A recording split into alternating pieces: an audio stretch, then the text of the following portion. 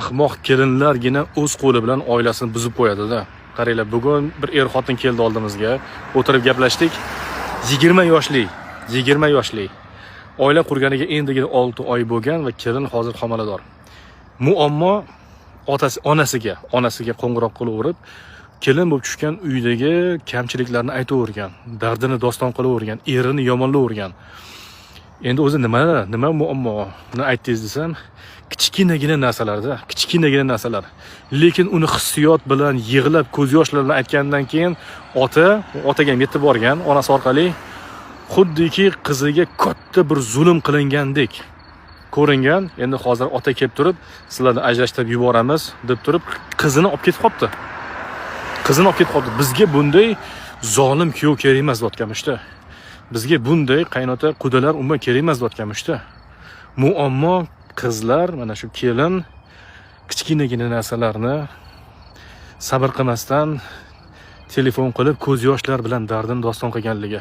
Hozir aytayapti, biz bir-birimizni yaxshi ko'ramiz, yaxshi ko'rib turmush qurganmiz. Endi otam bizni ajrashtirib yubormoqchi. Biz nima qilaylik deyapti-da. Men bilmayman endi nima qiladi. Aytdim, xafa bo'lmang, lekin siz juda ham katta bir ahmoqlik qilibsiz.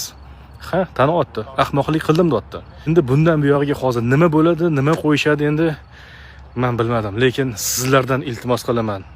Hurmatli opa-singillar, uyingizdagi kelin bo'lib tushgan uyingizdagi narsalarni ota-onangizga aytmang. Ular bu narsani eshitib xursand bo'lmaydi. Davleniya bo'ladi, sahr bo'ladi, kasal bo'ladi, siqiladi, keyin o'tiradi. Biz qizimizni baxtsiz qilib qo'ydik, biz qizimizni noto'g'ri joyga uzatib qo'ydik. Siz bilan eringiz yarashib ketaverasizlar.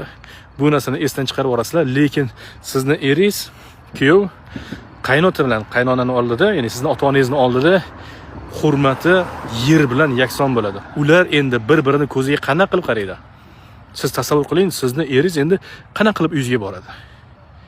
Bu narsani juda ham hissiyotga berilmasdan aql bilan o'ylab, ertani 10 kun, 20 kun, 2 yil, 5 yil, 10 yil oldida o'ylab turib faqatgina qaror qabul qilinglar, iltimos.